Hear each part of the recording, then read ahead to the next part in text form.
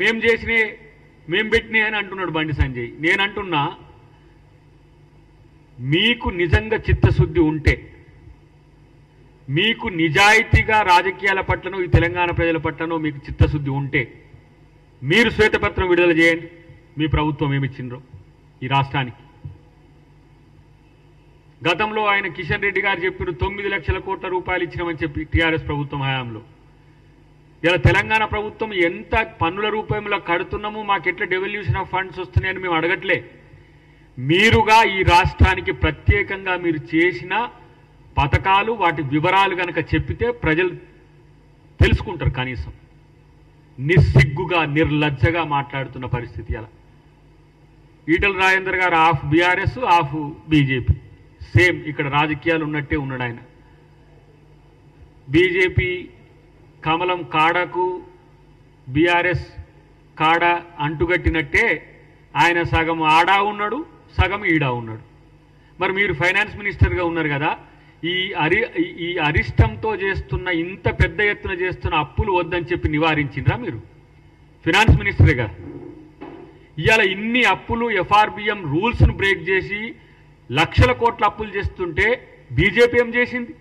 కేంద్ర ప్రభుత్వంలో ఉన్నారు కదా. మరి ఆ రోజు లేవని నోర్లు ఈరోజు ఎట్లా లేస్తున్నాయి? దేని కొరకు లేస్తున్నాయి? దేన్ని సాధించడానికి లేస్తున్నాయి? అంటే ఇవాళ రాష్ట్రంలో ముఖ్యమంత్రి గారు, డిప్యూటీ సీఎం గారితో పాటు మంత్రివర్గము ఎన్ని రకాల ఇబ్బందులు ఆర్థిక అంశాల్లో వచ్చినప్పటికి కూడా దుబారాన్ని తగ్గించడమే కాదు, ఎక్కడ కూడా ప్రజలకు తగ్గకుండా చేస్తున్న కార్యాచరణ మీకు ఇలా కళ్ళ కుట్రుగా ఉంది. ఎక్కడ మేము తక్కువ చేసినామో చెప్పండి. ఒకడు అంటాడు 420 హామీలు అంటాడు, ఇంకోటి అంటాడు 6 గ్యారెంటీలు అంటాడు, ఇంకోటి అంటాడు ఇంకేదో 13 గ్యారెంటీలు అంటాడు. మీకు గ్యారెంటీలు ఎన్నో తెలియవు, లేకపోతే మేము ఇచ్చిన హామీలు ఎన్నో తెలియవు, మేము ఏం చేస్తున్నామో కనీసం ఆ సోయి కూడా లేదు. ఇలా సన్న బియ్యం ఇస్తే ఒక్కొక్కరి మేము ఊర్లలోకి పోతుంటే, జిల్లాలు ఇప్పుడు అబ్జర్వర్స్గా మేము జిల్లాలకు పోతుంటే ప్రజల యొక్క సంతోషం చూడండి. కనీసం సంతోషపడే ఆలోచన మీకు ఎట్లాగూ లేదు, కానీ ఆ ప్రజలు పడుతున్న సంతోషానన్న చూడండి. ఇలా బీసీ బిల్లు తెస్తే బీసీలు మొత్తం కూడా ఇవాళ రేపు పెద్ద మొత్తంలో కేంద్రంలో కూడా కుల జనగణన రాష్ట్రం చేయబట్టి జరిగిందని రాష్ట్ర ముఖ్యమంత్రిని పొగుడుతున్నారు. ఇన్ని రాష్ట్రాలున్నా, 29 రాష్ట్రాలున్నా కూడా ఏ ఒక్క రాష్ట్రం కూడా బిల్ చేయలే. ఈ రాష్ట్ర ముఖ్యమంత్రి చేసింది. అందరు అంటారు కదా రెడ్డి బిడ్డ రెడ్డి బిడ్డ రెడ్డి ఆయన కాబట్టి అని ఇట్లా అంటారు కదా. మరి ఆ రెడ్డే ఇలా బీసీలకు బిల్లు చేసింది. ఆ రెడ్డి చేసిన బీసీ బిల్లునే మా నాయకుడు, మా సభా నాయకుడు, మా ఎల్ఓపి ఇలా దేశం మొత్తం కూడా ప్రచారం చేస్తున్నాడు. మా ముఖ్యమంత్రి మా తెలంగాణ మోడల్ ఇలా దేశానికి మోడల్ అయిందని చెప్పి అది మీకు కళ్ళు కొడుతున్నాయి. ఏదన్నా మంచి రేవంత్ రెడ్డి గారికి జరగంగానే ఈ కళ్ళల్లా ఏదో పోసుకున్నట్టే బయటికి వెళ్తారు సన్నాసిగాలు, పిచ్చి కుక్కలు మొరిగినట్టే. నిజంగా ఇలా ఎన్ని 1,14,181 కోట్ల రూపాయల సంక్షేమ పథకాల అభివృద్ధి పథకాలకు మేము ఈ సంవత్సరంలో మేము ఖర్చు చేసినాం. ఒక ఆర్థిక సంవత్సరంలో, ఒక్క ఆర్థిక సంవత్సరంలో 20,617 కోట్ల రూపాయలు ఇలా రైతులకు రుణమాఫీ చేసినాం. మీరు 9 సంవత్సరాల్లో చేసింది ఎంత? 18,000 కోట్లు, 17,000 కోట్ల రూపాయలు చేయించి మొత్తం 9 సంవత్సరాల్లో రైతు రుణమాఫీ మీరు చేసింది. ఒక్క సంవత్సరంలో మేము చేసింది 20,617 కోట్లు. ఇక ఆయన రైతు భరోసా ఉంటుందో ఉండదో అని ఒకటే ముండ మూసినట్టు ఆయన మాట్లాడుతూ ఉన్నాడు బండి సంజయ్. నువ్వేమీ ఆ బాధపడకు నాయన, భరోసా ఎవరు రైతు భరోసా తీసేస్తామని ఎవరు అనలే.